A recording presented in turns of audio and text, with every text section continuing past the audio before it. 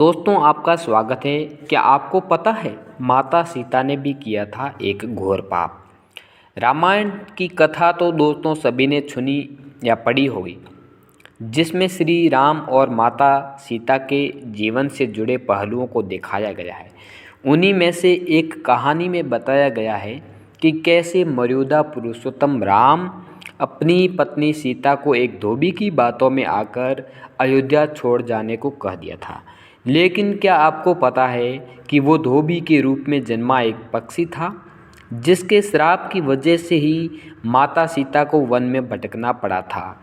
जी हाँ दोस्तों, आपने सही सुना, माता सीता को श्राप मिला था। आज हम आपको बताएंगे इस वीडियो में कि देवी सीता को किस पाप की सज़ा मिली, जिसकी वजह से उनको वन वन में भटकना पड़ा।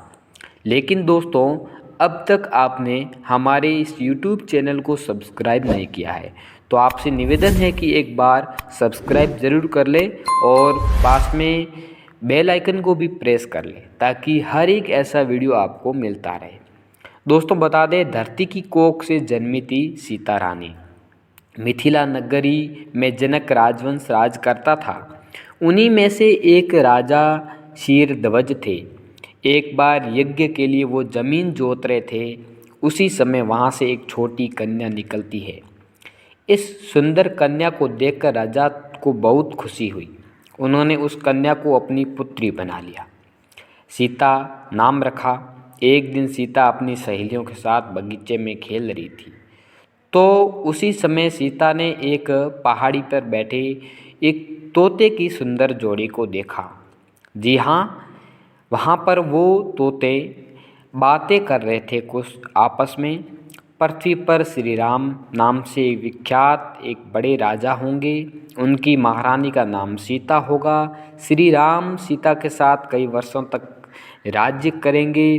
धन्य है वे जानकी देवी और धन्य है वे श्री राम। ऐसी बातें सुनकर सीता दोस्तों हैं जो ऐसे मन में उसके आ गया कि मैं भी ऐसी बातें पूछूं। माता सीता ने जानी प्रभु राम की कहानी। तोते की ऐसी बातें सुनकर सीता ने भी सोचा कि ये दोनों तोते तो मेरे बारे में ही बातें कर रहे हैं। इन्हें पकड़कर मैं इनसे अपने जीवन से जुड़ी सारी बातें पूछ सकती हूँ।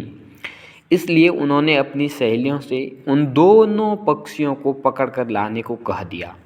उनकी सहेलियाँ उस पर्वत पर गई और दोनों पक्षियों को बंदी बनाकर ले आई। माता सीता उन पक्षियों से कहती है कि तुम दोनों बहुत ही सुंदर हो, देखो डरो नहीं, मैं तुम्हें कोई नुकसान नहीं पहुंचाऊंगी। बस तुम मुझे ये बताओ कि तुम कौन हो, कहाँ से आए हो, राम कौन है और सीता कौन है, तुम्हें उनके बारे में कैसे पता है। पक्षी जोड़े ने सुनाई श्री राम की कथा। दोस्तों बता दें, माता सीता के पूछने पर दोनों पक्षी बताते हैं कि बहुत विख्यात महर्षि वाल्मीकि है, हम दोनों उन्हीं के आश्रम में रहते हैं। महर्षि ने रामायण नाम का एक ग्रंथ लिखा है, जिसका पाठ उन्होंने अपने शिष्यों को भी कराया। उन पक्षियों ने सीता को ये भी बताया कि इस ग्रंथ में महर्षि वाल्मीकि ने बताया है कि महर्षि ऋष्यंग के द्वारा किए गए पुत्रेष्टि यज्ञ से प्रसन्न होकर भगवान विष्णु ने राम, लक्ष्मण, भरत और शत्रुघ्न जैसे ये 4 मानव शरीर धारण कर पृथ्वी पर जन्म लेंगे। बड़े होने पर श्री राम महर्षि विश्वामित्र और अपने छोटे भाई लक्ष्मण के साथ हाथ में धनुष लिए मिथिला जाएंगे और शिवजी के धनुष को तोड़कर सीता से विवाह करेंगे। दोस्तों, राम और सीता का विवाह के बारे में फिर उस पक्षी ने के जोड़े ने कहा, ही सुंदरी, हमने तुम्हें सब कुछ बता दिया, अब हमें छोड़ दो, हम जाना चाहते हैं। पक्षियों की बातें सुनकर माता सीता के मन में और भी बातें जानने की इच्छा जागी। उन्होंने उन दोनों पक्षियों से पूछा, ये राम कहाँ होंगे, वे किसके पुत्र होंगे, कैसे वो मिथिला आकर जानकी से विवाह करेंगे। नर तोता बोला कि श्री रामचंद्र का मुख ऐसा है, पूरी की पूरी विशेषता बताई। मैं उनका क्या वर्णन करूं, जिसके गुणों का बखान 100 मुख वाला इंसान भी नहीं कर सकता। दोनों पक्षी कहते हैं कि जानकी देवी धन्य है, जो जल्द ही रघुनाथ जी की पत्नी बनकर उनके साथ कई वर्षों तक राज्य करेगी। लेकिन तुम कौन हो? पक्षियों की बातें सुनकर सीता ने कहा कि जिसे तुम लोग जानकी कह रहे हो वह मैं ही हूँ। नर तोते की विनती। जी हाँ, माता सीता उन्हें कहती है कि मैं तुम दोनों को तभी छोड़ूंगी जब श्री राम यहाँ आकर मुझसे विवाह करेंगे। तब तक तुम दोनों आराम से मेरे घर रह सकते हो। लेकिन ये सुनकर मादा तोता जानकी से कहता है कि हम वन के पक्षी हैं, हम घर में सुख नहीं मिलेगा। मैं गर्भवती हूँ, मुझे जाने दो।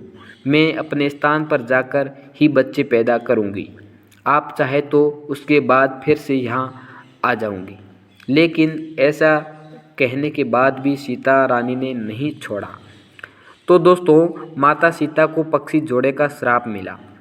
तब माता सीता ने कहा, तुम आराम से जा सकते हो।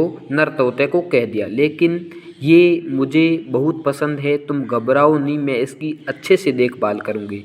तब सीता ने उस मादा तोते को छोड़ने से मना कर दिया। तब वो पक्षी दुखी हुआ। पक्षी दोबारा सीता जी से निवेदन करता है कि मैं अपनी पत्नी के बिना जिंदा नहीं रह सकता, इसलिए इसे छोड़ दो। दोस्तों, फिर भी माता सीता रानी नहीं मानी और उसको नहीं छोड़ा। तब मादा पक्षी ने क्रोध में आकर सीता को श्राप दिया कि अरे, जिस प्रकार तुम मुझे इस समय अपने पति से अलग कर रही हो, वैसे ही तुझे भी स्वयं गर्भवती की अवस्था में श्री राम से अलग होना पड़ेगा और वन वन भटकना पड़ेगा। तो दोस्तों, आपको पता ही है कि अक्सर आपने लोगों को कहते सुना होगा कि हमें हमारे कर्मों का फल हमें यहीं मिलता है।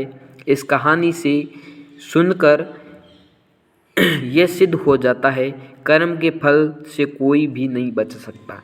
फिर चाहे वो भगवान राम हो या सीता, सभी को अपने कर्मों का फल अवश्य भोगना पड़ता है। तो दोस्तों,